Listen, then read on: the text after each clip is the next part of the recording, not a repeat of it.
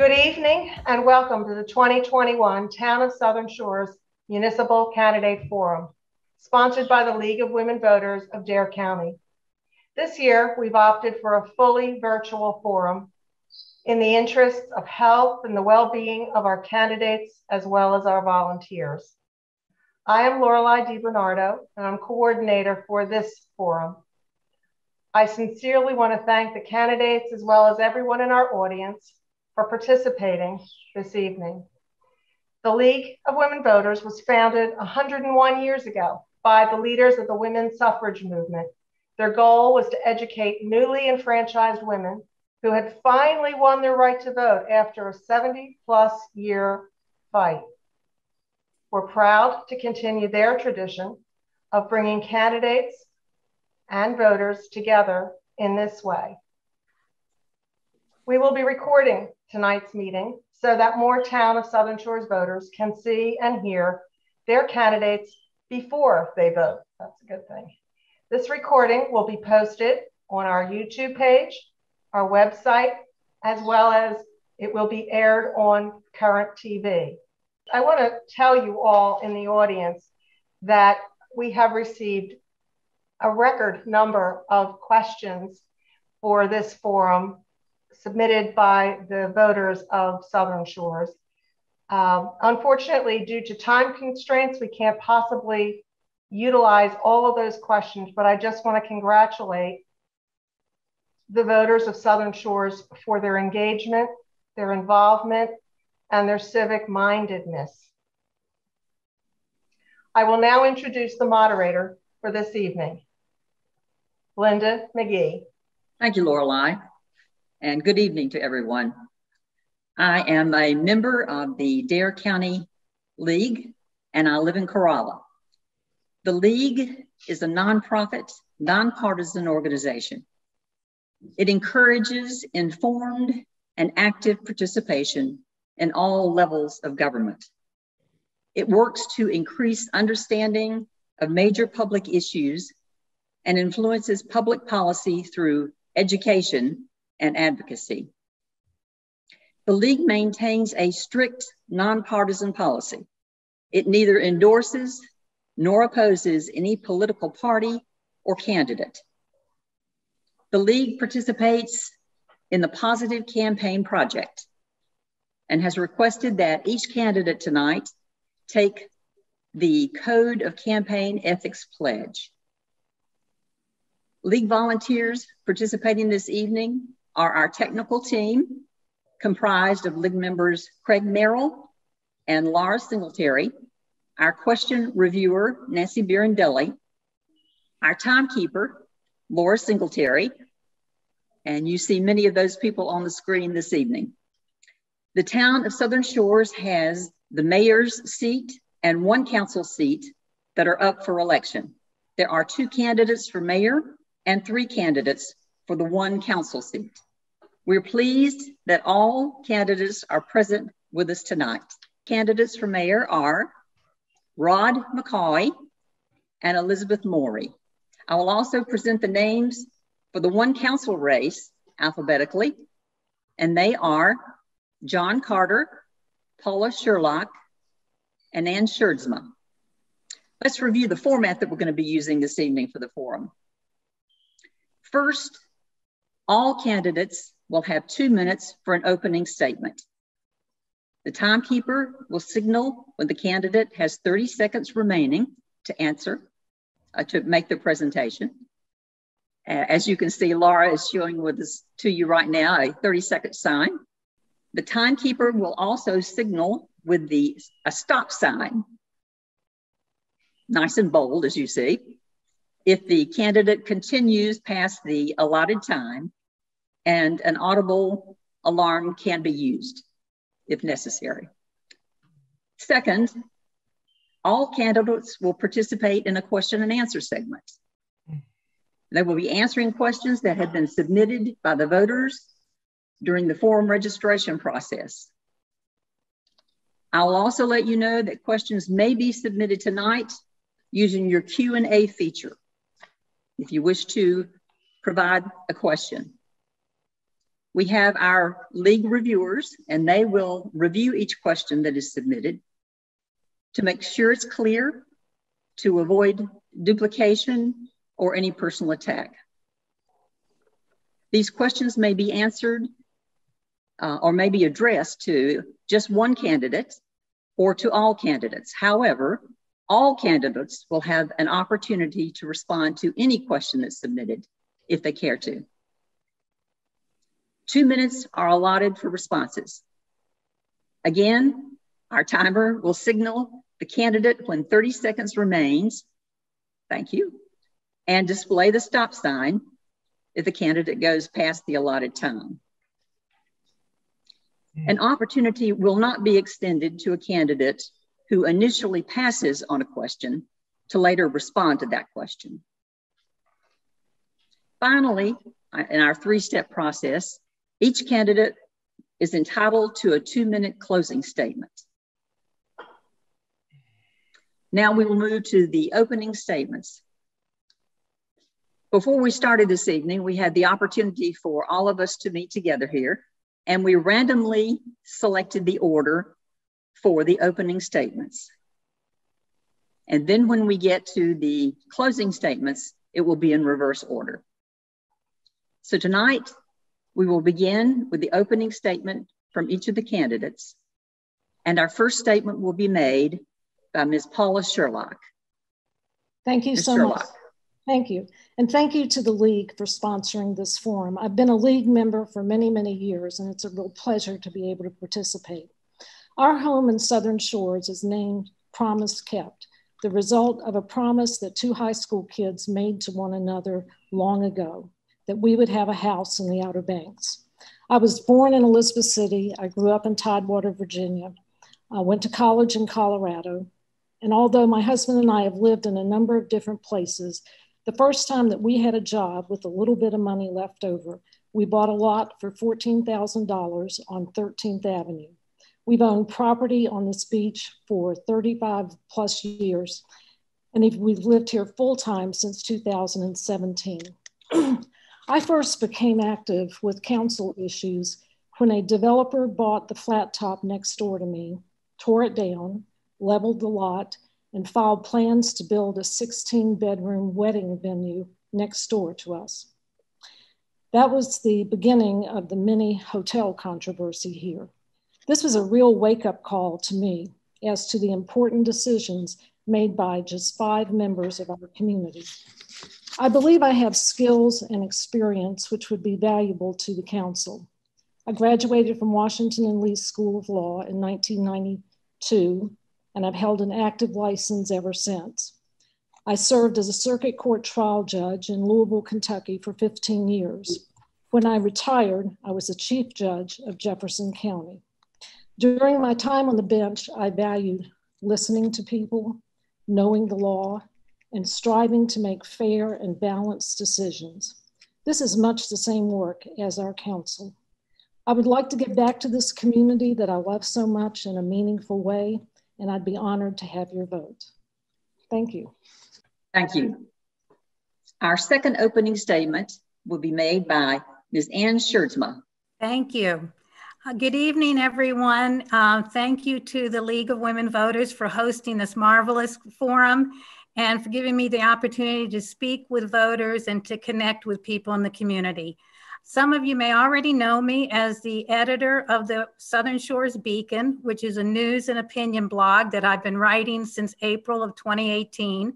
You also may know me as the person who initiated the No Mini Hotels campaign in order to prevent 2 rather large hotel-like structures from going up on our ocean front. As a matter of fact, litigation that came from that campaign is still ongoing, and we may yet have a victory for the small property owner against a large coastal developer. I have a history of Southern Shores going back 50 years when my parents built the first ever oceanfront cottage on pilings, 174 Ocean Boulevard. I've wanted to live here ever since, and I achieved that dream 30 years ago. I love Southern Shores. I went to the University of North Carolina at Chapel Hill, and a Tar Heel I am, and studied journalism and English and law because of the Outer Banks and Southern Shores. I wanted to be in North Carolina. I am committed to preserving, protecting, and safeguarding our precious community, our environment, our quality of life, the appeal of our town, especially by preventing cut-through traffic. And I believe in planning proactively, not just reacting to problems when they occur. I'm also committed to involving the public more in town decisions. And in that regard, I think it's imperative that we update our land use plan, which dates back to 2008. We need to get together to talk again about the vision of our town and what we want to see for the future. Thank you so much, and thank you for attending this forum. Thank you. Our next opening statement will be made by Mr. Rod McCoy. Mr. McCoy? Yes, good evening. I'd like to thank the League of Women Voters for hosting this, and also to all the candidates that have gone through this. Not having done this before, it's quite an experience. Some educational background for me: I have undergraduate degrees in marketing and business management. I started a medical industrial gas company, which eventually was sold to British Oxygen, where I worked as a marketing manager for the Northeast United States after the sale. When my employment contract was up, I returned to school and earned an MBA in London. I returned back home to the US, went on to a second career as a partner in a regional mortgage bank. In the 8 years since retiring to Southern Shores, I have been an active volunteer. I've been an SSCA board member for 5 years, the SSCA president for 2 years, member and chair of the Architectural Review Board for the past 6 years. I've led many of the SSCA's efforts, among others, the revitalization of Sea Oats Park, the restoration of the North Marina, work on the South Marina and Loblolly, the Hillcrest Beach Walkway, among others. But let me be clear, having vision and being able to marshal resources as part of my skill set is important, but nothing would happen without great volunteers. So basically, I'd like to say that I want to thank everyone who has helped me look so good. Thank you. Thank you, sir. Our next opening statement will be from Mr. John Carter. Good evening. Thank you for this opportunity to introduce myself and share some of my thoughts on town issues and governance. My wife and I have been Southern Shores property owners since 2009. We chose Southern Shores because it's a terrific community that's been blessed with a bounty of natural resources and man-made amenities. We love the fact that there are so many year-round residents and that the small town atmosphere has been purposely planned and maintained. In 2020, I retired and we became full-time residents of the town. I have a bachelor's degree in information systems management. Throughout my 42-year career in IT, I've worked in technical and managerial roles. My skill sets include strategic planning, budgeting, project management, and requirements analysis, amongst others. I've managed large teams and multiple concurrent projects. In all of my roles, I used and honed my listening, collaborative, and analytical skills. I'm a Christian, a conservative, a committed volunteer in our community, and I am confident that my experience and skills will allow me to serve our town well. If elected, I'm committed to keeping our taxes as low as possible. I'll advocate for using public and private partnerships, federal, state, and charitable grants to fund improvements in desirable projects. It's important that we prioritize and fully assess costs and benefits of new projects. I will advocate for the use of referendums for any large discretionary expenditures that would raise taxes. We're a growing community with challenges and opportunities. increased cut-through traffic, waste management, future capital improvement needs, and desired amenities. I have ideas for how we can tackle these issues, and I look forward to discussing them with you tonight. Thank you. Thank you. Our next opening statement will be from Ms. Elizabeth Morey. Good evening, everyone. And thank you all for being here. I want to begin by thanking the League of Women Voters for sponsoring this candidate forum and for all the important voter education and outreach work they do for our community. I'm running for mayor because I love where I live, and I want to continue to work to make sure that our town stays the one-of-a-kind community that it is. I've lived here for 18 years. I've been in North Carolina for 40 years. My work history includes extensive experience in both the public and private sector, and I am retired from the Dare County Health Department. My 10-year record of service on the town planning board and council proves that I have been doing the work to ensure that our town stays the special place it is, a residential community with a small commercial district, just as it's laid out in our land use plan and backed up by our ordinances. In the last 5 weeks, I have knocked on the doors of over 600 Southern Shores voters and listened to over 300 of our neighbors share with me what they think is important for our town. The three most common themes I have heard are: 1, we love our town and we want it to stay the way it is. 2, fix our aging and overused crumbling streets. And 3, traffic, both speeding and the volume of seasonal cut-through traffic. As a council member for the last 2 years, I've worked on all 3 of these issues.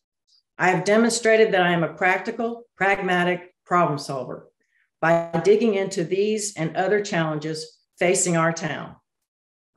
My priorities are your priorities. I look forward to answering your questions and earning your vote. Thanks. Thank you.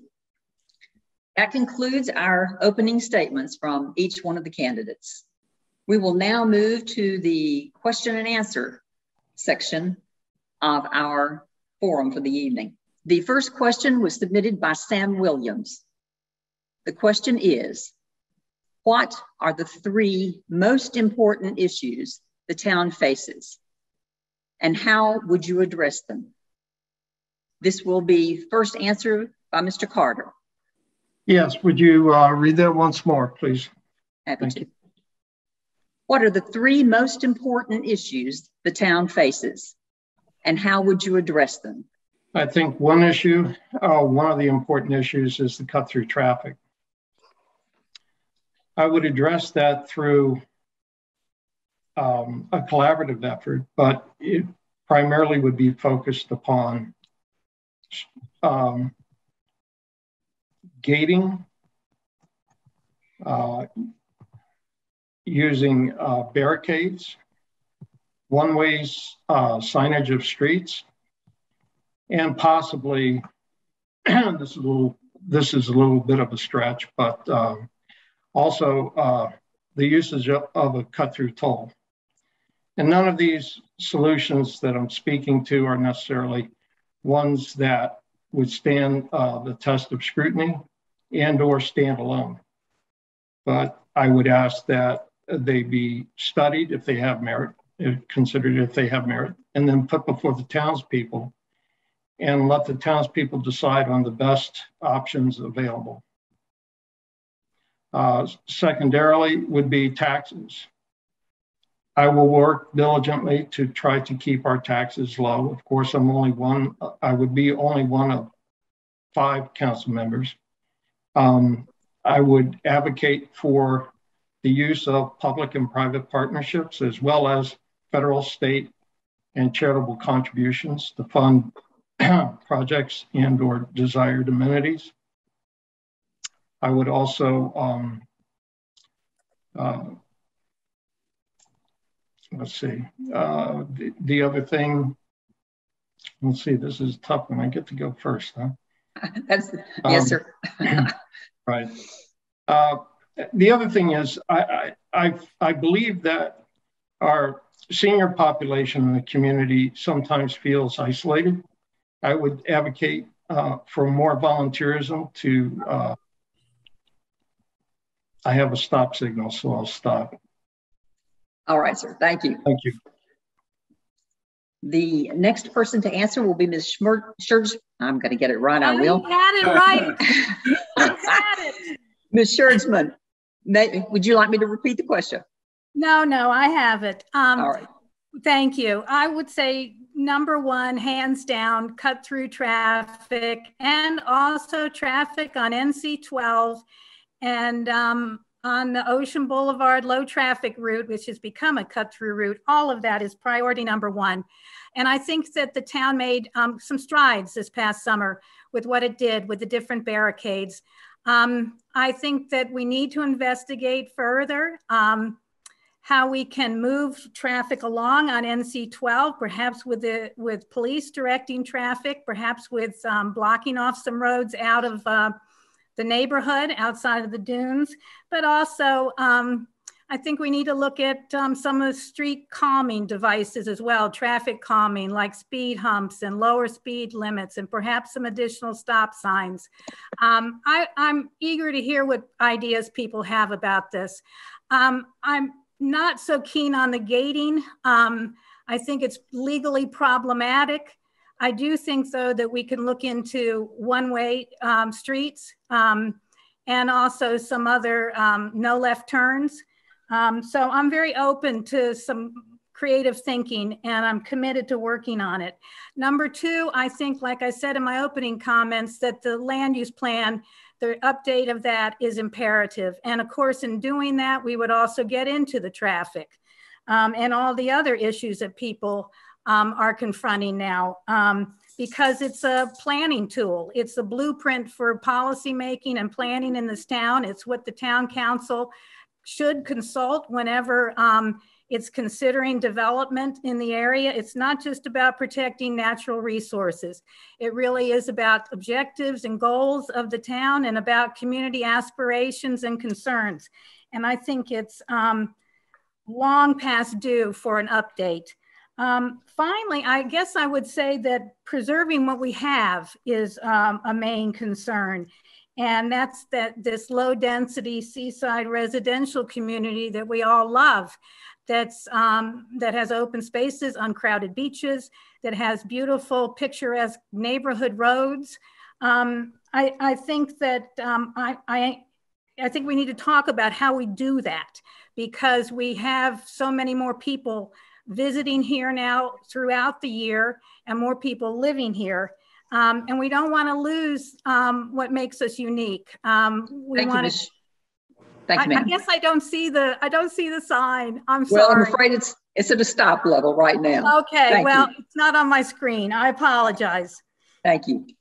The next person to answer the question will be Ms. Sherlock. Well, I think one of the, a major priority for Southern Shores is, we're involved in a multi-million-dollar beach nourishment project. And that's going to impact this town and many of its residents. It hasn't even started, but we're obligated. I think we're well on our way. So I think managing that project in a thoughtful way and addressing the concerns that residents may have as this project goes along would definitely be a priority. As to traffic, I mean, I'll be honest and brief. I think Southern Shores has done about all they can do alone and lawfully to mitigate the cut through traffic. It is terrible. I think a good sign is that DUC is now beginning to address traffic issues also. And I think priority for me would be to work with our neighboring towns, not only on traffic, but also on issues such as affordable housing, which is also impacting all of Dare County. Getting back to the traffic, the only real long-term solution to this is to build the Mid-Currituck Bridge, which has been in the works for, 20 years or so. The legislative hurdles have been met. And the big impediment now is the pending litigation filed by the Southern Environmental Law Center.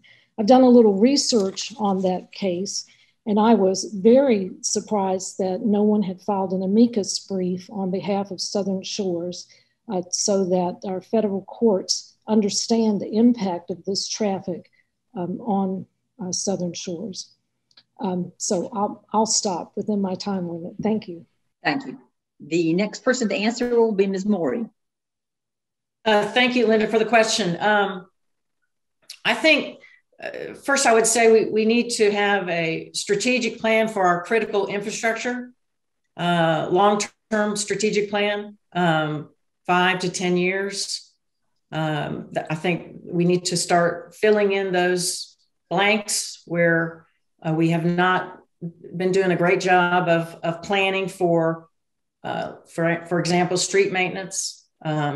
We're getting behind, and we need to start making progress.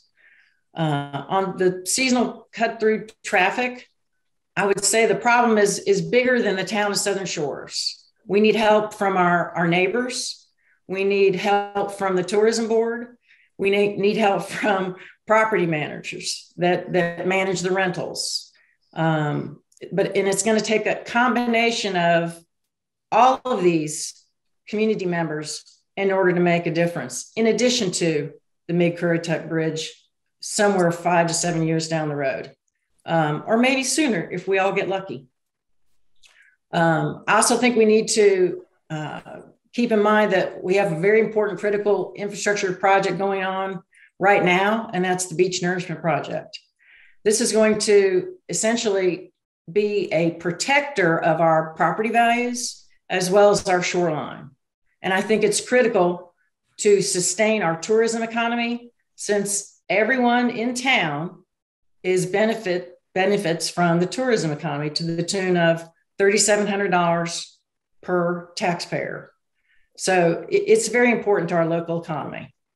I'll stop there. Thanks, Laura. Thank you. The next responder is Mr. McCauley. Thank you, Linda. Sorry to be redundant, but I have to go with cut-through traffic. In trying to understand what my position should be, I went out to Tommy Carroll, the head of the cut-through traffic subcommittee, and spent a few hours with him, understanding what his position was, what the position of his committee was. We also, Tommy and I met with Cliff, our town manager, and discussed the gates, speed bumps, lowering the speed, and of course the gate. The bottom line is, I think everyone here can agree that there is no one answer, and there just doesn't seem to be a straightforward answer. I would say someone brought up our land use plan. In the beginning of the land use plan, they highlighted the major concerns of people in 2005. And number one was the Currituck Bridge. So here we are in 2021, and the only thing that changed is now we call it the Mid-Currituck Bridge. So I really think we have to mobilize and find out how we can impact that area, and continue our efforts to mitigate what we can in the way of the cut-through traffic, but we will never totally get this to go away. Thank you. Thank you. Appreciate all your answers to the first question. Our second question was submitted by Tom Bennett. And the question is, what motivated you to run for council or mayor at this time? And the first response will be from Ms. Morey. Thanks, Linda. I am running for mayor because I love where I live. And I say it, I've said it hundreds of times over the last 5 weeks, and I mean it when I say it. This is a one-of-a-kind community. There isn't any other place around for miles and miles and miles like our town. And I want to see it stay this way. And that's why I do what I do. That's why I was on the planning board. That's why I ran for council 2 years ago. And that's why I'm doing this. I believe that we live in paradise, but we've got some challenges. And it requires, someone with an aptitude for listening, for making sure that you got all the facts and all the evidence, and trying to make the best decision for the town. And that's why I do what I do. Thank you. Thank you. The next responder will be Mr. Carter. Trying to get unmuted. Right. It was actually a spiritual epiphany for me. I read months ago that there was going to be a council member seat open, and I gave it a glancing thought and said, nah, not my cup of tea.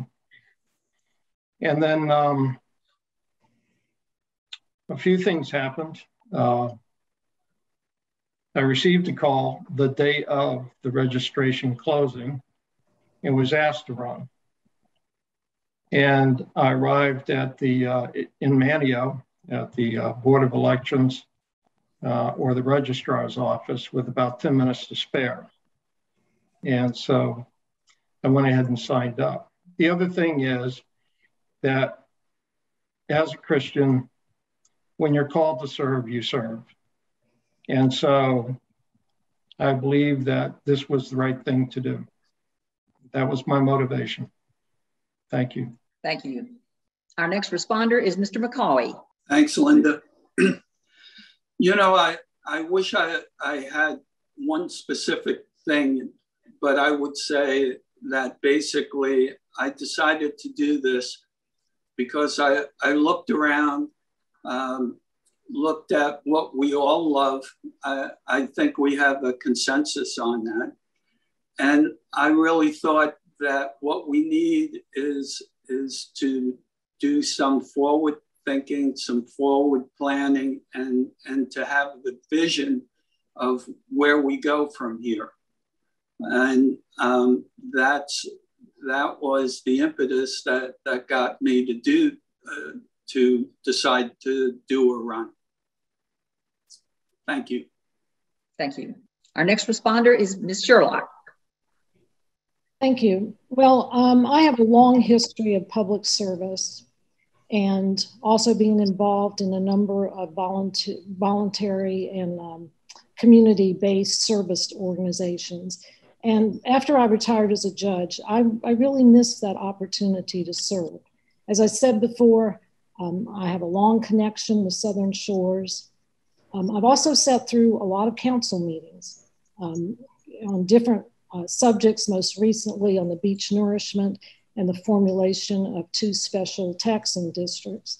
And I've seen how the council struggles to be fair and to make balanced decisions, to get all the information that they need.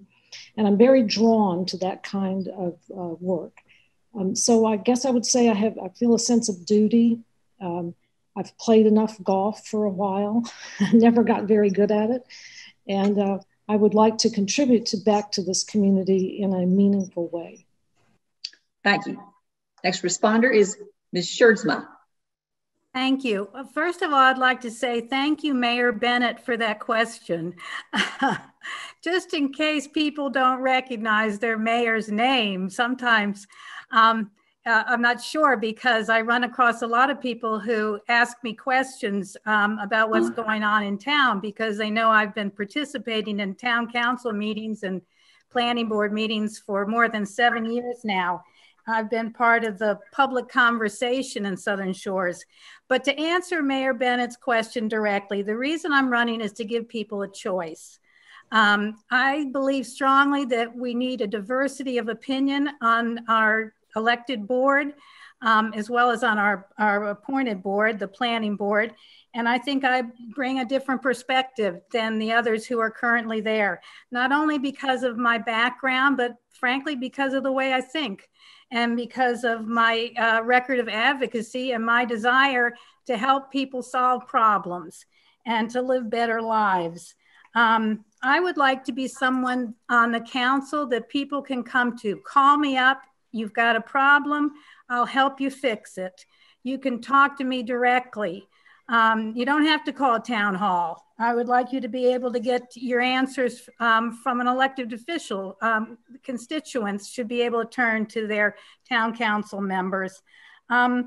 I also believe that we need to do more planning in town than what has been done. I think it's improved in the past 2 years in terms of long-range planning, but I think it can be much better. And that's why I've referred before to the land use plan. We've got a lot of issues and concerns that we need to address. And basically, bottom line, I want to be a voice for you and for what you believe and for your concerns. I want to represent this, this town to the best of my ability. Thank you. Thank you. Appreciate your response to our second question. The next question, we received multiple similar questions that were very close to what this next one is. This third question is from Victoria Green, and it is, what is your plan or thoughts on how to handle the traffic problem throughout the community? And the first responder is Mr. McCauley. Well, I can't get away from this question. And maybe I guess because it is number one,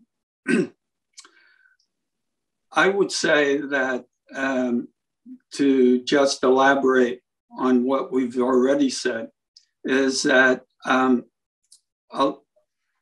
many of the issues of cut-through traffic will, there are some of the issues with the Mid-Currituck Bridge, which we certainly can advocate, and I think we have to ramp that up somewhat as much as possible. I think that we have to accept, which would be a little bit different from the land use plan of 2005, but we're a somewhat different community now. The fact that NC-12 is not a country road, that it's a main thoroughfare, and how can we change the NC-12 to better facilitate people and vehicles. And by people, I mean having the multi-use path on both sides of the road, not just one side, of handling stormwater, because as we all know, I don't know if it's an actual ordinance, but everyone on the in the Outer Banks, when it rains, gets in their car and drives somewhere. So we have all these cars out on the road trying to get through puddles and everything else. So everything with stormwater would help facilitate traffic. And certainly we have to work with Duck, who seems to be coming around to thinking that traffic isn't just something that happens in Southern Shores. Thank you. Thank you. Our next responder is Ms. Sherlock. Well, you know, some of the suggestions that have been proposed tonight, I've heard when I've been walking through neighborhoods, and I understand the frustration of people. I mean, I have horrible traffic in front of my house. I think the town's experience has been what you do on one street can often make things worse for people on the other street. For instance, I don't know how you start addressing one-way streets. A lot of people hate traffic bumps, and they're kind of permanent. So they're all good suggestions, and I agree we need to look at everything. I did listen to the Ducktown Forum, candidate forum, and I was really impressed with how many of their candidates addressed traffic and novel, I thought, solutions in Duck. The faster traffic moves through Duck, the faster traffic moves through Southern Shores. So again, I think we need to work with our neighbors. It's not like when I came here as a kid and every community was very isolated and not connected. We're all part of one big community really here in Dare County. And I think we need to work with Duck, and I think they're ready.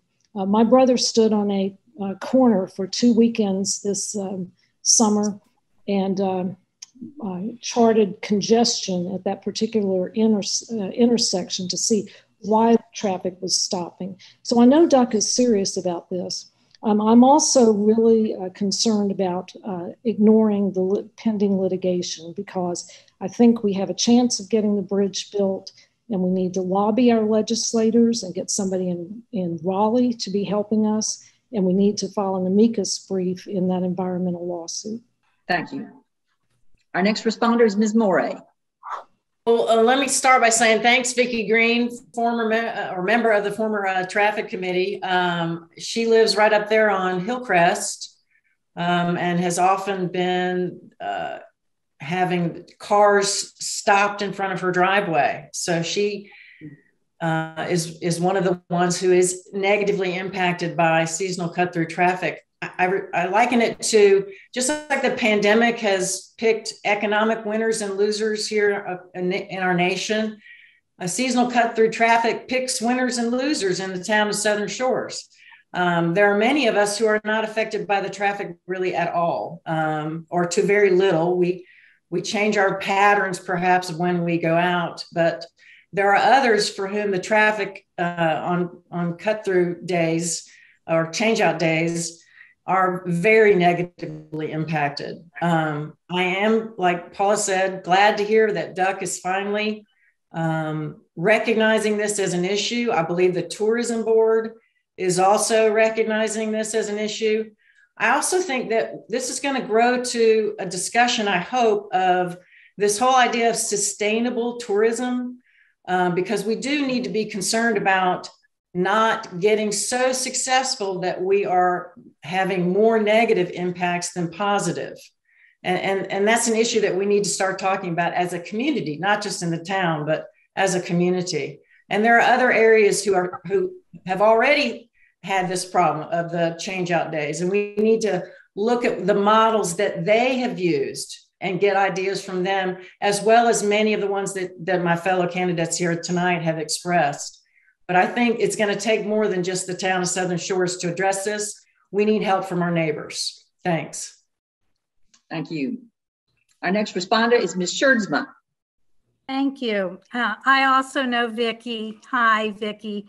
I feel your pain. I've felt it for 23 years. Well, no, it wasn't 23 years. I lived on Hickory Trail right near the congested intersection of East Dogwood and Hickory. I watched them run the stop sign on a regular basis. I watched them speed down Hickory Trail, and then I watched them stop suddenly and get clogged. And I didn't much care for what they were doing to my quality of life and to my safety, frankly, or anybody else's in the area. It's really a tough one, and you know this, Vicki. We have to continue with the no left turn at the main intersection at the Kitty Hawk School, but we need a more comprehensive approach to mitigating the traffic in Southern Shores. And I think it should incorporate some barriers and also some no left turns and possibly some one-way changes. It's going to take some real brainstorming to come up with a better plan than what we have. I agree with what people have said about Duck, but from what I hear from Duck residents, I'm not so sure that it's going to be ready to lend us a hand as soon as we'd like. There are 13 crosswalks in Duck. And I understand they're not going to be putting police at the different crosswalks to control them and keep people on the side of the road as the traffic comes through. So it's going to be a challenge for them to come up with a way to manage their traffic flow. They need the folks to the north to help out. But generally speaking, I think we're on the way, and I do think we need to look at gates. The town under state law can regulate the use of streets. It can also close streets, but when it closes streets, it has to close them to everybody, not just to non-residents. So we need to explore the legalities more and see what we come up with. Thank you. Thank you. Our next responder is Mr. Carter. Thank you. I too will actively advocate for the Mid-Currituck Bridge, with the understanding that even if all obstacles are cleared, it's still a very long way off. Recently, the town governance has worked diligently to assess different solutions and their impact on the traffic and the citizenry, and I applaud those efforts, but we still have more to do. The growth of this cut-through traffic has increased our road maintenance needs, pedestrian and cycling hazards, travel times for residents, encounters with drivers and passengers, sometimes leading to altercations with residents, pollution within the town, incidents of denying town people's egress to their own homes, violation of town ordinances, need of manpower for management and enforcement. This isn't simply a quality of life issue. This is a financial issue. This is a safety issue. This is our issue, and we must seek viable solutions that don't simply shift the burden of one interior street to the next. But we need solutions that are going to keep the traffic headed north and south on 158 and Duck Road. Certainly, we need to work collaboratively with our northern neighbors. Hopefully, they will be cooperative. But in the interim, the no left-hand turns, strategic gating of roads, use of one-way traffic signage, strategic use of barriers, implementing a cut-through toll. As I said, perhaps some of these are impractical. Some of these probably don't stand alone. But our town governance should consult with those people that are presently adversely affected. Let them evaluate what our options are. If there's costs associated, broaden the scope of the consultation with all of the townspeople and let the townspeople decide on what options they want to implement. Thank you. Thank you. Thanks to all of you on that question. Our next question was submitted by George Berry. And the question is, what is your position on beach nourishment in Southern Shores and associated residential tax increases? Our first responder will be Ms. Sherlock. Well, this was an issue that I was very involved with in terms of being a resident, speaking to the council on the beach nourishment issue. I think that we have to do what we can do to preserve our beaches and our dunes, as well as our sounds and our canals. I thought the early suggestions for how the property taxes would be assessed were not acceptable to me as one person. I thought the compromise the council came to after a number of meetings and a lot of hand-wringing and soul-searching was a fair compromise. I live oceanfront, so my taxes went way up. But I believe that we need to protect our beaches. A beach town without a beach has lost a lot. I think the time to do it was when the other towns in Dare County were doing the project, because that makes it more efficient and more cost effective to do it at that time. Again, this is an issue that's been very close to me, and I did a lot of study. I think I talked to basically everybody in town hall about this issue as the council was reaching a decision. At this point, the decision has been made. The contracts, the bids have come in, the contracts are being signed. Now we have to hope to manage this so that our residents are as comfortable as possible, certainly as safe as possible, and that we maximize our beachfront. Thank you. Thank you. Our next responder is Mr. Carter. Owed to the fact that the decision was made to move forward with the project itself, I'm not going to weigh in as to whether it was a good or bad decision. I will say that in consultation with the town manager, I understand that the formulation of taxation can be reworked or reapportioned. In my opinion, creating two service districts and different tax rates for those service districts, in some instances, places an undue burden on those individuals. I think that those persons that reside in beachfront homes may themselves find the the increased tax rate onerous to the point where they're forced to sell their homes. I think that perhaps the better solution would have been to assess a higher tax rate on those beachfront rentals that are not the primary residence of the owners. And the same would hold true for the MSD too. If there needed to be any other apportionment of the tax burden, then the balance would have to roll to the town at large. Alternatively, another strategy would be simply a pass-through tax on the accommodations tax for rentals. And that way you're passing the tax burden directly to the consumer as opposed to the townspeople themselves. Thank you. Our next responder, Mr. McCoy. Thank you, Linda. I have, I guess, a couple of comments about the beach nourishment. Number one, as SSCA president, I worked with our board to approve easements on our 33 crossovers for the town, for the project, because it was the right thing to do.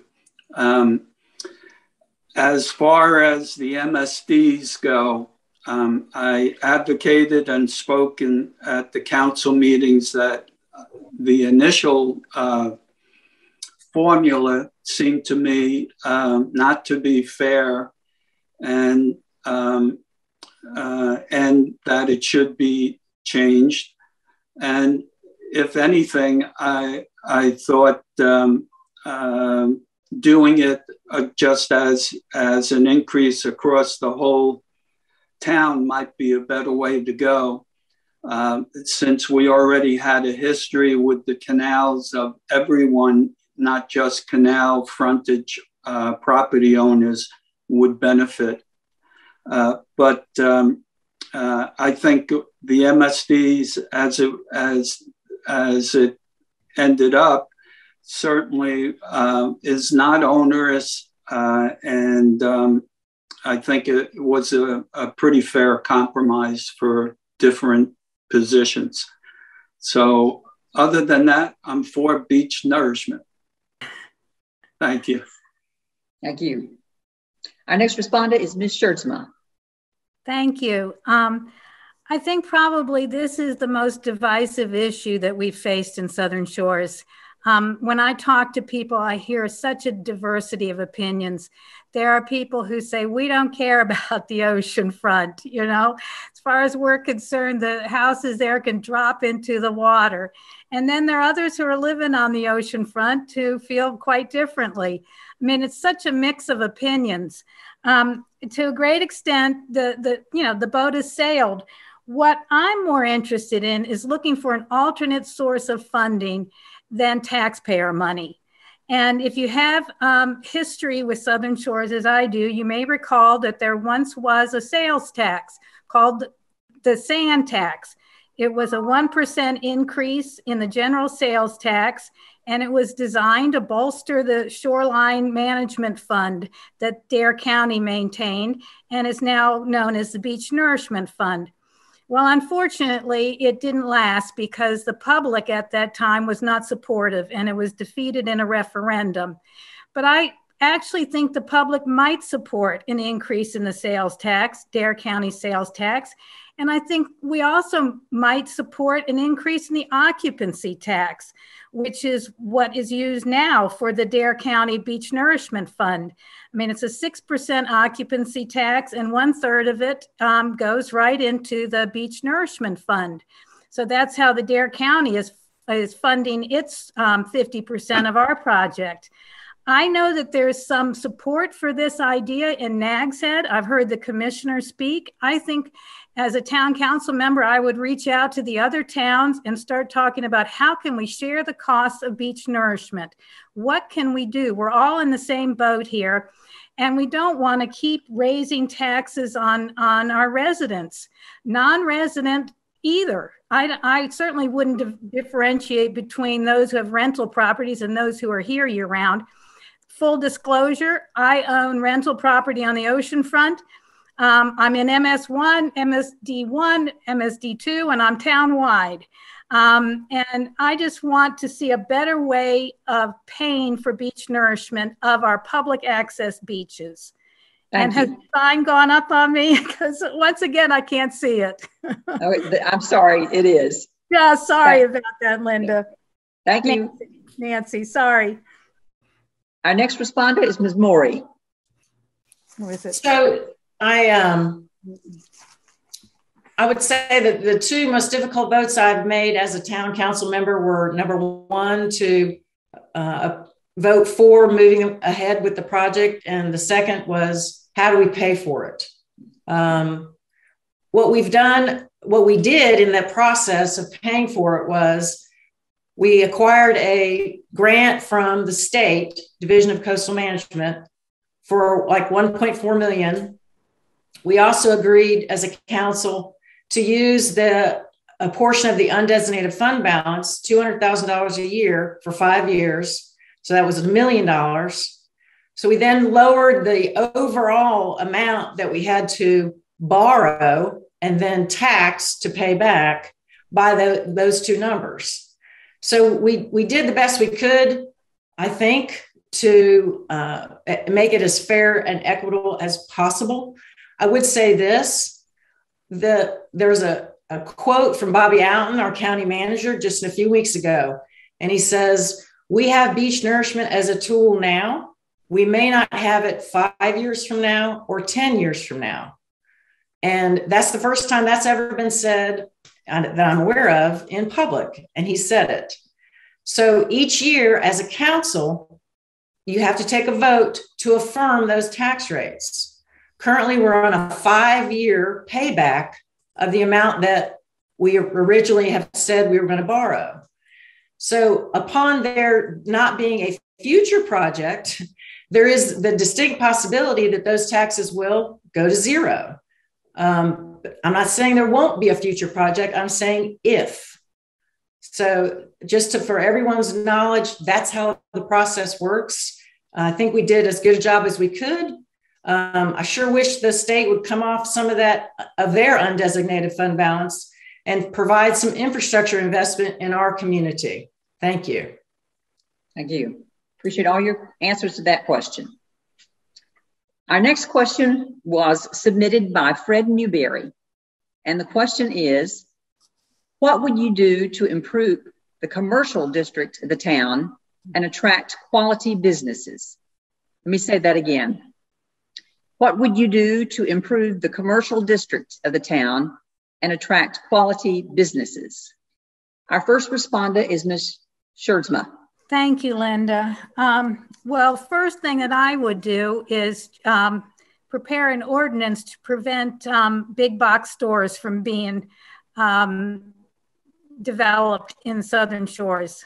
I did not support the 24,000 square foot Marshall's department store. I would prefer to see Southern Shores look more like the Village of Duck with small shops, what people call convenience shopping. And I am concerned about the other space, the 6,000 square foot space that Aston Properties is going to be building, and we don't know who the lessee is going to be yet. I think it's a tough one in terms of how do you improve the commercial district. I mean, that's clearly something that the planning board has to deal with first. Obviously, you reach out to the owner of the marketplace and to other commercial owners about their problems, trying to help them to attract better businesses. I understand, there's 50% vacancy in the marketplace. Then it never used to be that way. I remember when it opened in the 80s, and there were always a number of wonderful specialty stores that operated. So first, I'd like to know what went wrong. Why are we not attracting stores to the marketplace? And from there, I think you have to have a conversation with the owner of that shopping center. about improving the aesthetics, the appearance, and perhaps the town needs to do a little bit of PR itself in terms of attracting some businesses that would be more appealing to tourists, really, and to the tax base of that economy. So I just think it's a planning board issue and one that needs to be dealt with soon. Our next responder is Mr. Carter. Thank you. I frankly believe that there's a number of factors involved right now with respect to retail space and opportunities for small businesses. And quite honestly, I believe that what would best serve our community is medical professionals, along with small retail outlets that offer specialty goods in regards to vacationers, but also some nice restaurants or dining experiences. In order to do that, I think basically we need to work with small businesses to try to entice them to come and establish their businesses here in Southern Shores as opposed to elsewhere. That may mean that we have to incentivize them with respect to possibly some form of subsidized taxation, of course, with respect to giving a subsidy to get them launched. Hopefully we would regain that revenue plus more as their business takes hold and flourishes. So that's fundamentally my idea as to how we address the vacancy rates in our current shopping centers. We frankly don't have any additional commercial area to expand, so it's simply what exists today. Thank you. Our next responder is Mr. McCauley. Thank you, Linda. Well, I would say number one is that we have to get together the people who own the land. We do not own the property. We're not in a position to dictate to people what they can and can't do other than what our ordinances say. I really think that perhaps it's time to look at a redevelopment of the area, the entire commercial area, but it has to start with the people who own the land. What is it that they may look to do? What is it that they can't do because of our ordinances, our density, a multitude of variables? But it has to come from them. I'm not a developer. As far as I know, no one else on screen here is. So we have to look for the property owners to tell us what they think. Our administrative people in the town to tell us what they think. The travel bureau will enter into this. So it's really bringing all these people together to see how we can do something that benefits the community and benefits the property owners. All I know is it would be really, really nice if we had a town center somewhere. That's my thoughts. Thank you. Thank you. Our next responder is Ms. Morey. So, not to repeat what Rod just said too much, but literally the property owner is the driving force here. I would also like for everybody to recognize that, we're, 20 months into a global health pandemic, and commercial businesses everywhere, whether big, medium, or small, have been adversely impacted by what we've been dealing with. but that just recognizes the last 20 months, as another candidate pointed out, the problem with this particular development has been going on for a long time. It used to be a really cool place to go. It used to have a lot of cool places to go visit. It's just not the case anymore. When I spoke with the manager who comes to town when they're seeking their permit, from their perspective, foot traffic is what they need. Foot traffic will drive more small businesses to want to be in that development. I hope that she's right. I hope that the way they're going is going to result in more foot traffic and result in more small businesses occupying those empty spaces. But really, it is their private property. And as long as they are doing things within the bounds of our ordinances, it's their show. So thank you very much.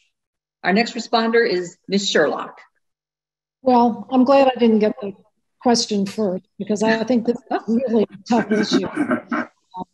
I sat through a couple of council meetings and a planning board meeting when all of this was being discussed about the putting the new store over in the marketplace. And I too remember when that was a much more vibrant shopping area. I mourn the loss of the restaurants that we've lost in both of our shopping centers over the years, and wish that we could get them back. But I also heard the frustration of the property owners at the town council meetings, and they're looking at 50% vacancy. I would hate for the introduction to Southern Shores to be an empty shopping center that would look like the Kmart building. So I think this is a real struggle. I don't know if we need to, I think opening a conversation with the property owners is definitely important. I don't know if we could have a Sell Southern Shores campaign to attract new businesses. I don't know. The business climate is very uncertain for a lot of people. And I think a lot of people are having trouble launching businesses just now. But I do think this is something that, I do think the marketplace shopping center is kind of inaccessible. I know that people who have wheelchairs and that sort of thing complain about that. And hopefully the property owners are going to address some of those issues. Thank you. Appreciate all your responses to that question. Our next question is submitted by Sandra Slates. How are road repairs prioritized in Southern Shores? For example, Yingite Trail, north of the church, needs repair, and further north, it floods. And our first responder is Mr. McCauley. I know that there is a committee that works on prioritizing the road repairs. I'm not sure exactly what expertise the individuals have, but they have access to the town admin, the town engineer on that. I think also there now is the thought of changing the way that is done with some of the newest things that the town manager is advocating for. So it seems that it's in the midst of a change going on of how that happens. But fixing the road doesn't necessarily fix stormwater runoff and flooding. So I think that's something that is a big issue, not only on the Gingite side, but certainly on the NC12 side, and really needs to be looked at in a cohesive way, and not just this one street that I'm sure is very important to the questioner. Thank you. Thank you. Our next responder is Ms. Schertzma. Thank you. Well, the answer to the question is that yes, there has been a committee that determines the priorities. It's the Capital Improvement Infrastructure Planning Committee, the IIP committee. It may be disbanded if the town council goes ahead with a contract with SETB Engineering and Construction and commits to a 10-year road pavement maintenance and rehabilitation plan. But what the CIIP committee has done in the past is essentially evaluated streets according to the need for the repair and the reconstruction. At least that's been my impression when I've attended their meetings. But I do hear people say, well, what about my street? Isn't my street in a bit more of a state of disrepair? And I've actually heard people who are up on Sea Oats that recently got repaved saying they didn't need the repaving that was done.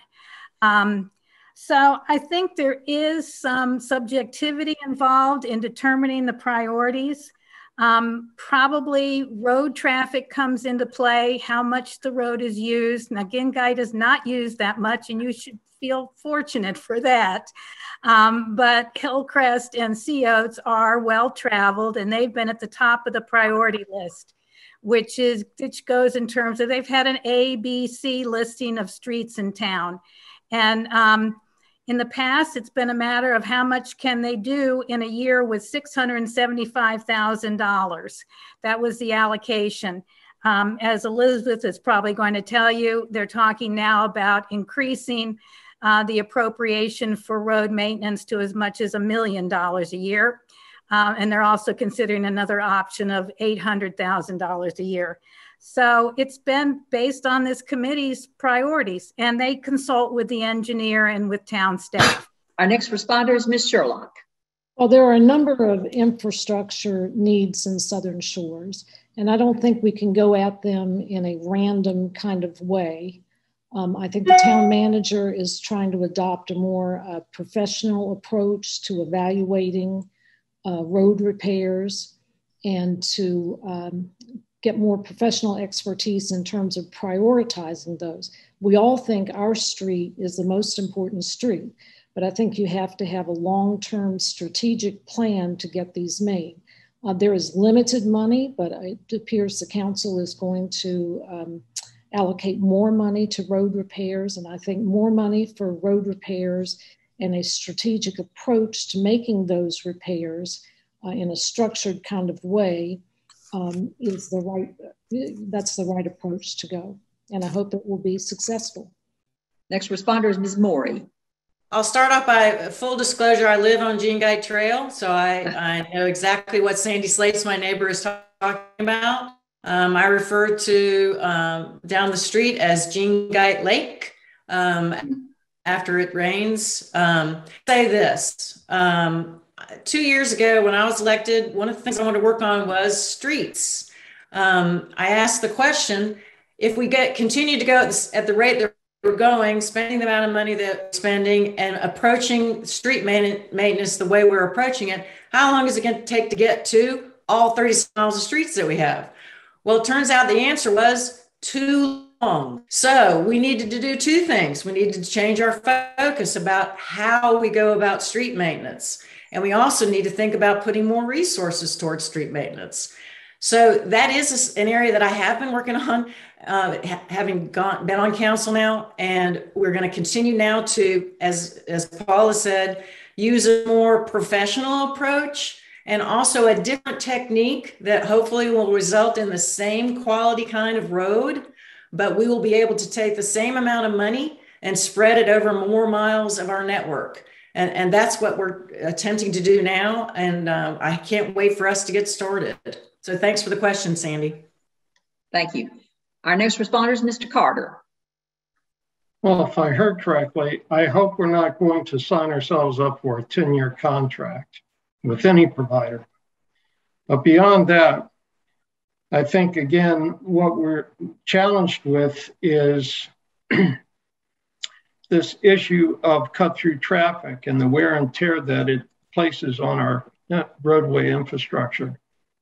Again, if we decrease that traffic on our local roadways and keep it on 158 and NC 12, which the state is responsible for maintaining, although one can argue that they don't do a very good job of that, then the wear and tear should be lessened.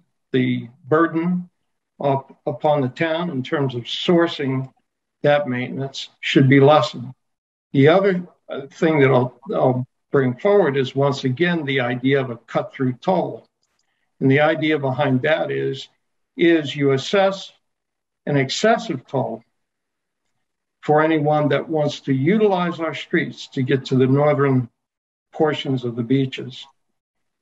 Utilizing those funds, we could apply those towards road maintenance and the additional manpower that's required to enforce any traffic ordinances and or the infrastructure costs that it would take to establish those tolls to begin with.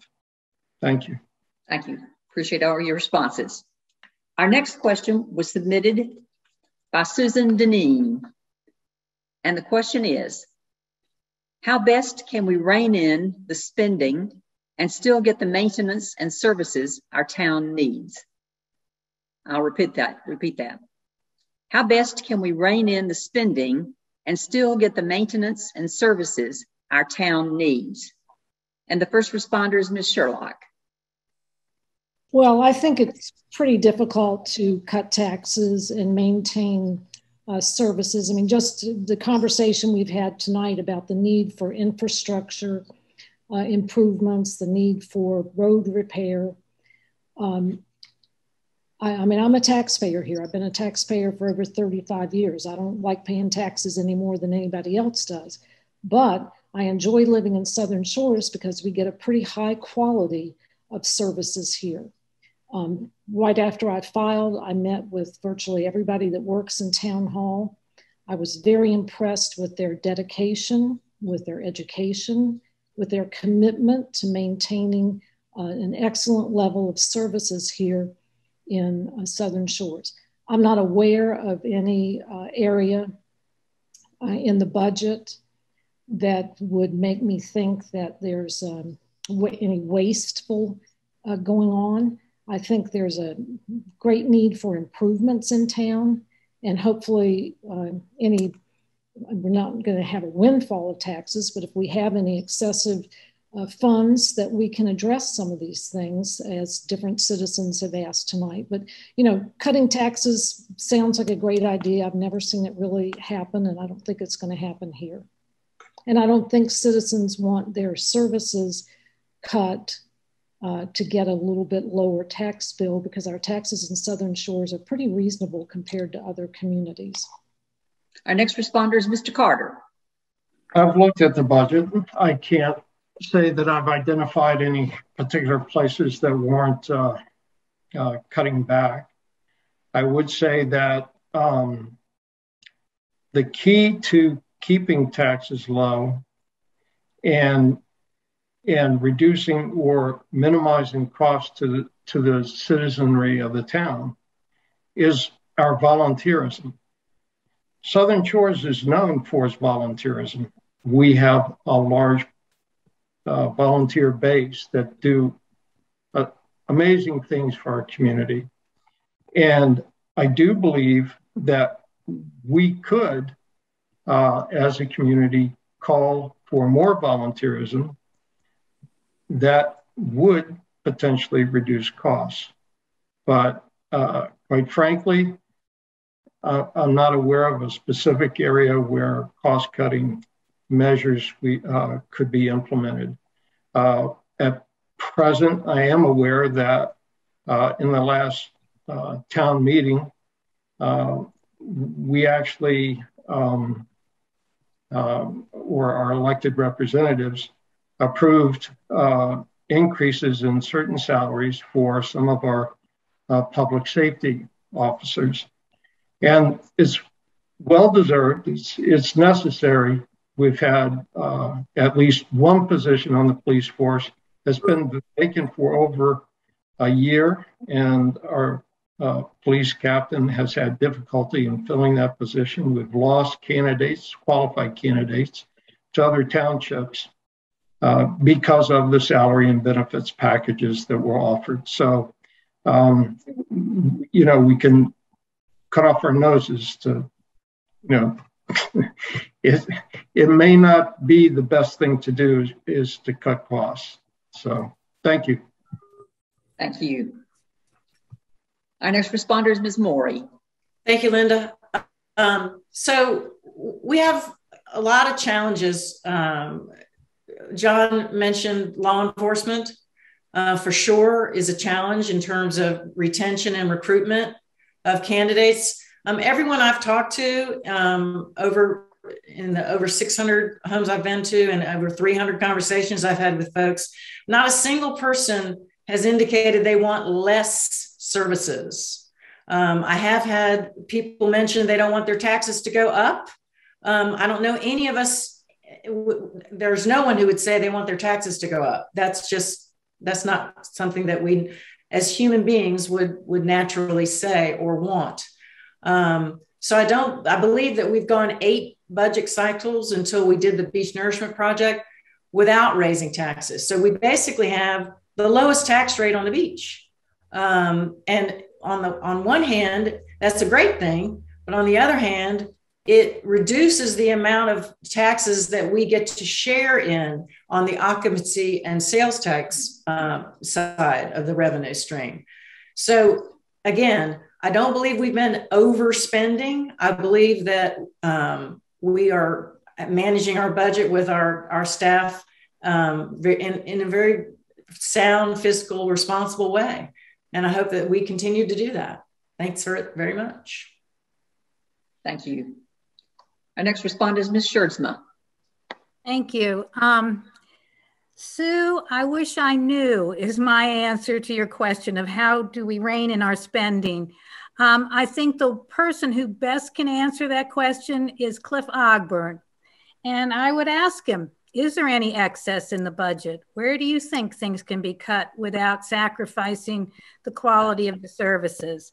In general, I feel like our emergency response actually sells us in terms of our residential community and our vacationer community.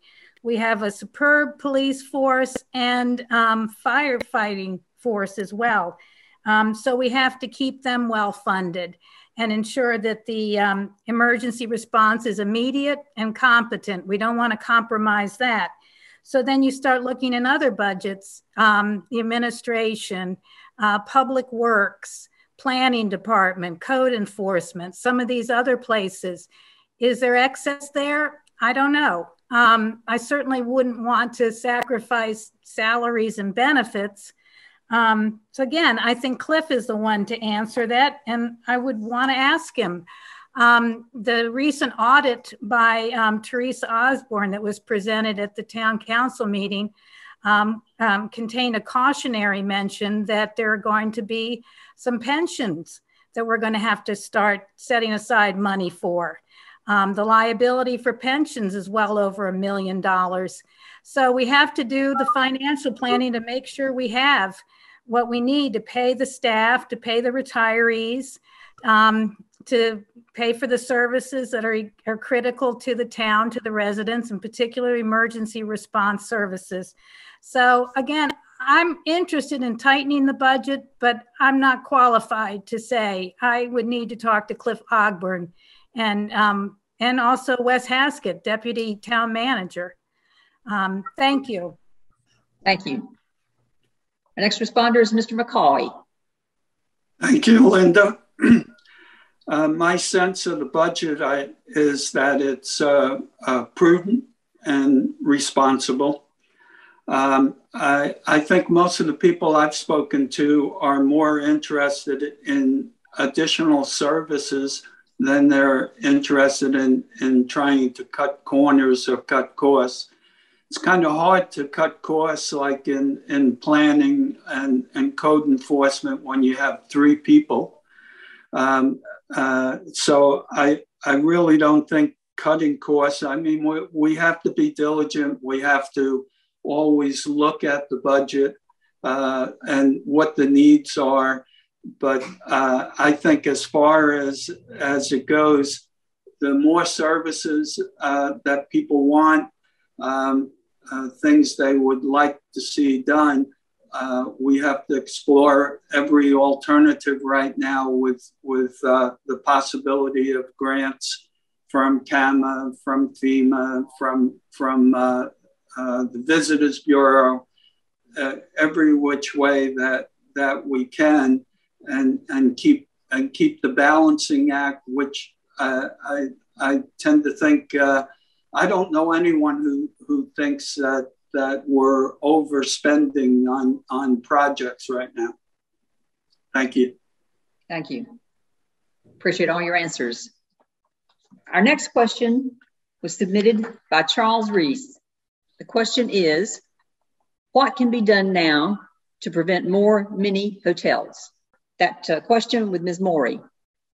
Thank you, Linda. So way back when, before I was on council, the General Assembly took the authority away from local governments to limit the number of bedrooms in homes. So when that happened, the council at the time put a square foot limit on homes. And then we subsequently had 2 permits pulled for the 2 larger homes on the oceanfront. After that, as a planning board member, we worked on adding ordinances that would put further restrictions on the size of homes in Southern Shores. And we did that. We passed a 14-person occupancy limit and a 14-person septic system limit. Essentially, that equates to what we had before the General Assembly took the right away of limiting everything to 7 bedrooms. So that's where we are now. So far, we have not had anyone try to sue us. And I believe that if they did, we have a very good case because local governments are charged with protecting public health and safety. And one of the methods that we use to do that is managing density. And we've done that very thing with the ordinances that we now have in place. Thank you. Thank you. Our next responder is Ms. Schmerdsma. Okay. Thank you, Linda. Well, this is kind of an issue near and dear to me because I did initiate the campaign against so-called mini hotels. And subsequently to that, as Elizabeth just sketched out, there was an ordinance passed that limits vacation cottages to 14 overnight occupants, only vacation cottages. And there's a definition for that. It applies to transient occupants. This is in the town code. And everywhere else, all the residential properties have to adhere to the septic capacity limitation, which also applies to the vacation cottages of 14. There are more things that we can do if that's not sufficient. There are things that we can regulate. One issue that came up during the public hearing on the 2 Saga houses is that we could change what we call enclosed living space to total enclosed floor area.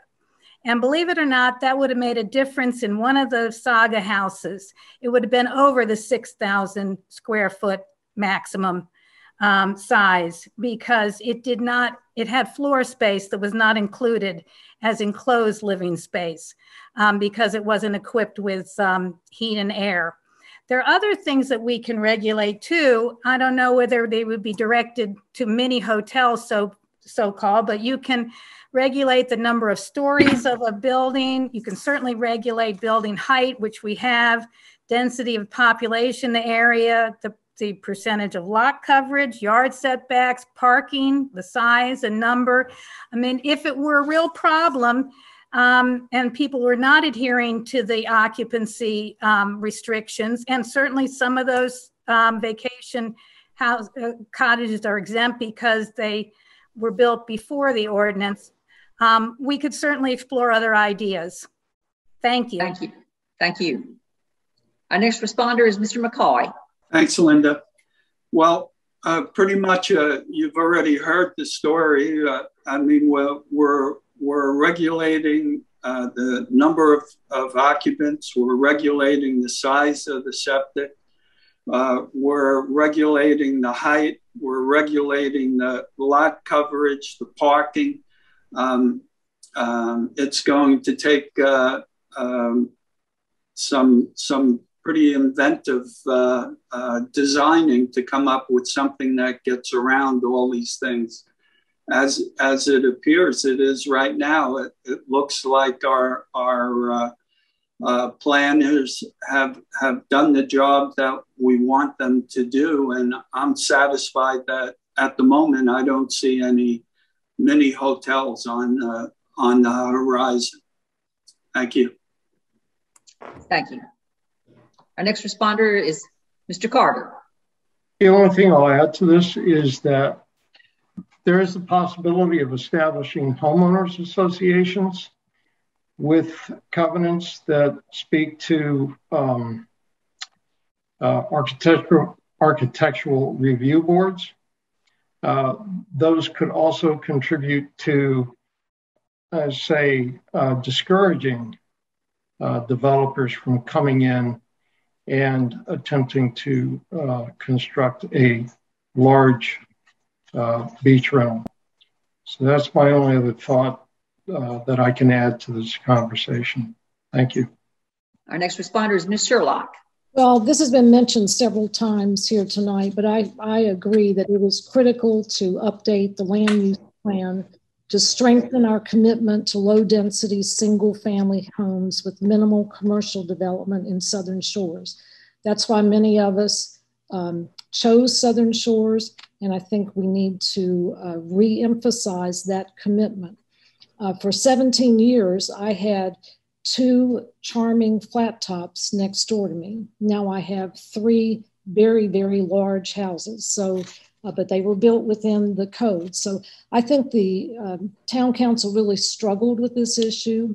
The real threat there were changes in the law by our state legislators who are trying to divest municipalities of their ability to manage their town. Dare County used to have strong advocacy in Raleigh. I don't think we have that anymore. I think we lost Mark Bass Knight.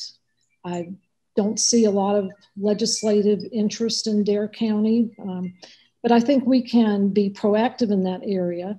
I have some experience with lobbying legislators. I know that they listen, and I think that we need to be proactive in that area to make sure that we can stay true to the land use plan that has traditionally been here and that drew so many of us to settle here. Thank you. Appreciate all your answers. I would now like to ask our question reviewer, Nancy Birondelli, if we've received any questions from our audience tonight. Nancy? Yes, we received one question, which I would like to read and have the candidates respond. It's from Glenda Keel. Most of you candidates have explained how you love our community and you have praised its special uniqueness. Do you see its lack of diversity in the areas of economic, ethnic, and religious as an asset or a deficiency, and why? Our first responder on this question is to Mr. McCauley. Wow. I would say that it certainly is something that of a concern. My thought is I guess in what has happened during COVID, I think we've seen somewhat of a diversity factor happening that we didn't see before. I think the overall population within driving distance has found the Outer Banks that maybe didn't know it existed before. So I have a feeling that diversity will have a chance to work itself out somewhat. The economic diversity, people have brought up, I guess, our leaders about housing and the lack of affordable housing. I would like to say, from my point of view, if I have a choice, I'd rather try to work on getting jobs that allow people to purchase homes versus trying to come up with housing that we can make available to people at a lower cost. That's my thoughts on it. Thank you. Thank you. Our next responder is Ms. Sherlock. Well, I've always worked in very diverse communities. I mean, I worked in a courthouse for 15 years, and it was full of diversity. And I love that. And I love the viewpoints of different people. I like how people can help you focus on things that you might not be drawn to focus on immediately. And I like the way that diversity challenges all of us. I think the first thing that you would have, so yes, I miss a diverse community. If nothing else, I miss the diversity of restaurants, which is always a draw. I think we have to ask ourselves, is the lack of diversity in Southern Shores due to barriers that exist in this community? And I will be honest, I don't know the answer to that question, and I don't know that the town council would have any role in that. But certainly other groups in our town might. I think that affordable housing is really key here in Dare County. There's no real room in Southern Shores to build affordable housing. We're pretty much built out. But I would love for us to cooperate with Kitty Hawk, Kill Devil Hills, Nag's Head, whoever has those larger tracts of land that can still be developed, to provide some housing for other people. Our police need it, our teachers need it, our servers need it, our firefighters need it, and I would certainly support that. And hopefully if people can live here, they'd be drawn to come here to the Southern Shores and to the Outer Banks in general. Thank you. Next responder is Ms. Scherdsma. Thank you.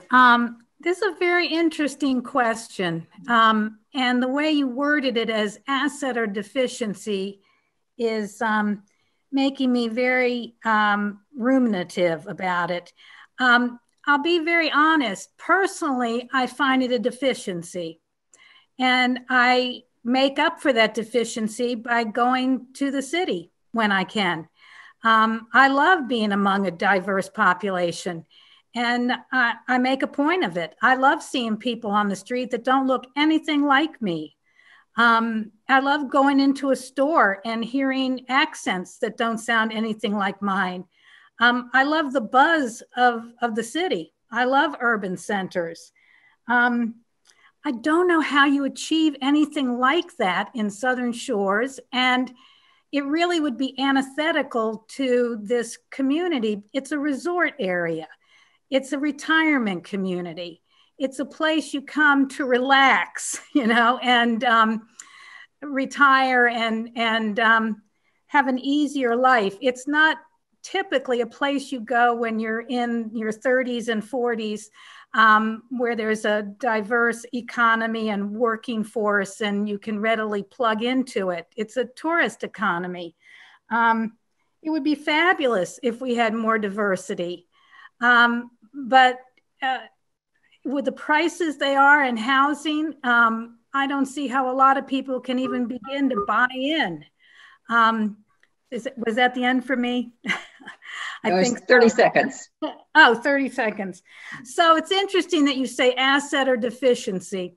To me, it's just kind of the reality of almost like a fantasy place. It's a resort, a seaside residential community by the ocean and by the sound.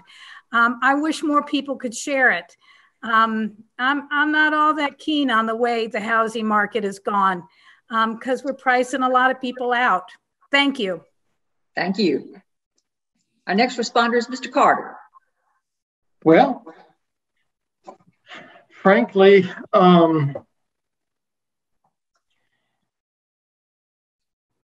I don't believe that other ethnicities or other religions are necessarily blocked from moving to Southern Shores. I don't believe that they're necessarily economically disadvantaged. I grew up in the Washington, D.C. area, lived in Northern Virginia most of my adult life. And there was plenty of diversity there, and there were plenty of people that drove nicer cars than me and owned nicer homes than me. And they didn't look anything like me. And they didn't necessarily go to the same houses of religion as I. So with respect to Southern Shores and the lack of diversity, I don't think it's a matter of, well, at least it didn't drive my decision to retire here. I had aspirations to live on the beach near the water my entire life, as long as I can remember. And when I approached retirement, my wife and I decided, hey, let's pull the plug from Northern Virginia and move to Southern Shores. So I frankly don't think it's a problem.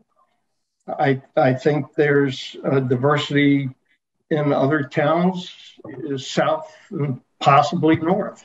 But in Southern Shores, we're somewhat of a homogeneous population that by chance, that's the way that it is. Thank you. Thank you. Our next responder, Ms. Morey. Thank you, Linda. I would say the lack of diversity is not just a Southern Shores problem. Basically, Dare County is an extremely non-diverse county. And I think that on the economic side, the first thing that came into my head was, you know, if people could make a living here, for example, if we got better broadband, people could maybe make a living working from home here, and they might be able to buy property and move here. So there are some obstacles to moving here on the economic side. As Ann mentioned, you know, the housing market is tough right now for anyone wanting to move here. Well, the economic diversity in terms of opportunity is also tough here and has been forever. But, you know, if we could have more at-home businesses or people working from home, we might be able to get a younger, more diverse crowd to move here. Just during this 2-hour Zoom, we've had the internet almost go out about 5 times. So I clearly, you know, we've got infrastructure needs that would lend itself to more potential economic opportunity. I just think we need to figure out how to make it happen. Thank you. Thank you. I appreciate all of your answers to all of these questions. It was a good discussion, and our question and answer session has come to a close now. Thank you. I will mention that to learn more about the candidates' ideas and philosophies, you're welcome to visit our online voter guide, Vote 411, at www.vote411.org. We will now move to our closing statements. And we're going in reverse order from our opening statements. So the first closing statement will be by Ms. Morey. Thank you, Linda. First of all, I want to thank all of the voters out there who have been participating. My number thing says 74 folks, so I don't know what that means, but thanks for hanging in there with us. Thanks to the League for sponsoring this. I have to be honest with you, I was not looking forward to doing it on Zoom. I don't like doing Zoom very much, but I've survived and I appreciate that. I want to thank my fellow candidates. You know, it takes something to go over there to that Board of Elections office and file, put your name on the ballot. So, you know, all of us have done that, and it's because we all want to try to give back to our communities. And so I have respect for each and every one of you for deciding to do that. The voters deserve a choice, and I'm glad that we have a choice for them in this election. I'm doing this because I love where I live. I'm doing this because I want to see it stay the same, stay the unique place that it is. I don't have an ideology I'm pushing or a hidden agenda. I'm not trying to promote a business. I'm just like one of those people that likes to dig into challenges and try to find practical solutions to our problems. So I thank you for your time and your attention, and I hope to see you out in the neighborhood. Take care. Our next closing statement will be from Mr. Carter.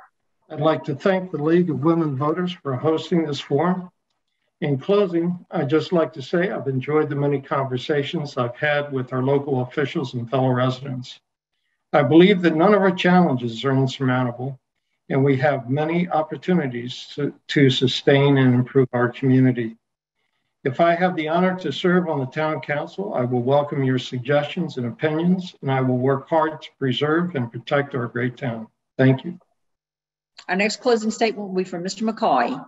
Thank you, Linda. And thank you to the League of Women Voters for hosting this. And I also would like to add my kudos to everyone participating in this, and then also to the audience for their questions and their time. As I've said, in the 8+ years since retiring to Southern Shores, I've been an active volunteer. It is something that we all can do and should do. For many of us, and I'll be the first, you can put me first, spending years raising a family, commuting into the city, trying to catch trains. I didn't have the time to do the volunteer work that I have done since I've retired. And I really think it's been probably more rewarding for me than for the community, even though obviously the community is better off for it. And I would like to say that having a clear vision, being able to marshal the resources is part of my skill set. And I'd like to just do a couple shout outs and say for the SSCA volunteers, they've done an amazing job in the years that I've led. And it just goes on. And our board members have also been so great. I've had over the past years learned a lot about our town and its people, and I think the experience will help me in further efforts. Thank you. Thank you, sir. Our next closing statement will be from Ms. Schertzman. Thank you. Like the others, I would like to thank the League of Women Voters of Dare County for hosting this, and also the audience for participating, and the other candidates as well. I found the 2 hours to be very stimulating, and the time went rather quickly. I think the Southern Shore should always have robust elections with choices for voters. I was chagrined earlier in July to discover that on the very last day that no one had filed for the seat that I'm running for and Paul and John are running for. I wasn't going to let that happen. Voters deserve a choice. And as part of that, I think we need, as a town council, as a town, to get more people involved in the town government, so that there will be a larger pool of candidates from which to draw. People can get involved, first of all, by participating in the land use plan. That's going to be like a 2-year process, and it's been pushed down the road because of COVID. It was going to be in the 2021 budget. We already have had proposals submitted for consultants to help with that. I hope that there'll be some expedition of that. I also personally would like to see in January a State of Southern Shores Town Hall meeting every January for people to come forward and share their problems, concerns, interests, as well as their praise, if that's what they want to do. I think it would be beneficial to us to gather together more often. And in that regard, if you're not feeling like you're being represented, I would like to say that I can be a voice for you. I'd be honored if you would give me your vote and participate with me in the public conversation. Thank you. Thank you. Our next closing statement is from Ms. Sherlock. Oh, and again, thank you to the League so much for tonight. There really are very few opportunities in Southern Shores for candidates to communicate with voters, and this is really an important one. And I've also really enjoyed the energy tonight from the other candidates and the ideas that people have, and also the questions that were really pretty challenging. So thank you for that. As I've walked the neighborhoods in Southern Shores these past few weeks, it's clear to me that we're really bonded by a love of this community. While there are challenges ahead for sure, we are truly blessed to live here, surrounded by the ocean and the sounds, natural beauty all around us, with wonderful opportunities for recreation and for fellowship.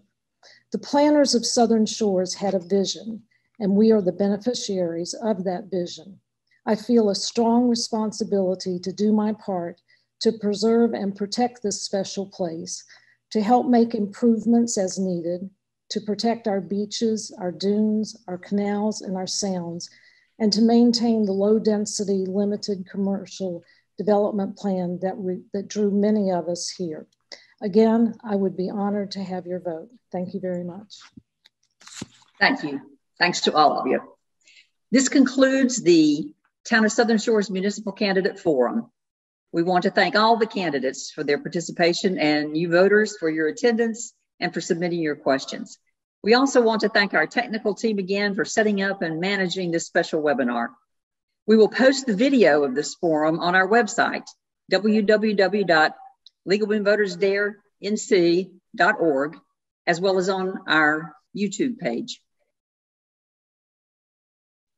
Vote 411.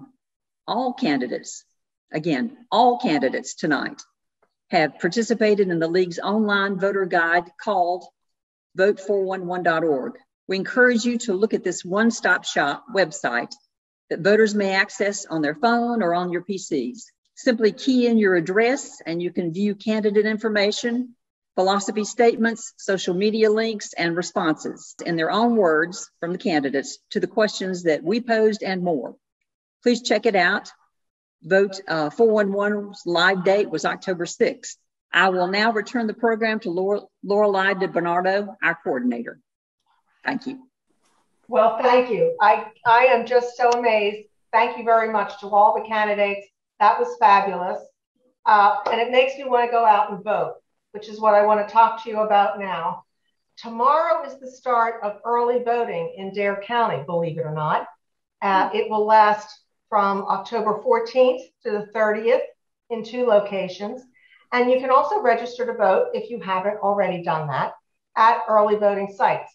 The 2 locations for early voting are at the Dare County Administrative Building in Manio, as well as KDH Town Hall. The hours and days are weekdays from 8 a.m. to 5 p.m. That's Monday through Friday. And they're going to be open one Saturday during that period, October 30th, from 8 in the morning until 3 in the afternoon. So if you have North Carolina driver's license or a North Carolina ID, you can also register the vote using that. If you want to vote by mail, any registered North Carolina voter may request an absentee ballot by mail. No excuse is needed to vote by absentee. To request this ballot, complete and return the North Carolina absentee ballot request form, which can be found on the Dare County Board of Elections website. And I also found out that if you call the Dare County Board of Elections and ask for one, an absentee ballot request form will be sent to you. So that's one way you can vote.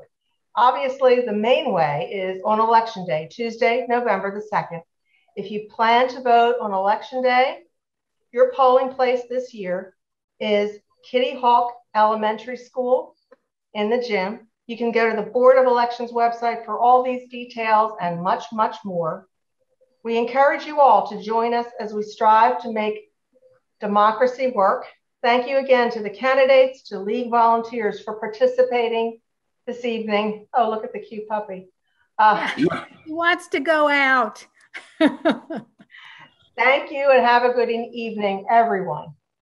Thank you. Good night. Well Thank done. you. Thank you. Thank you.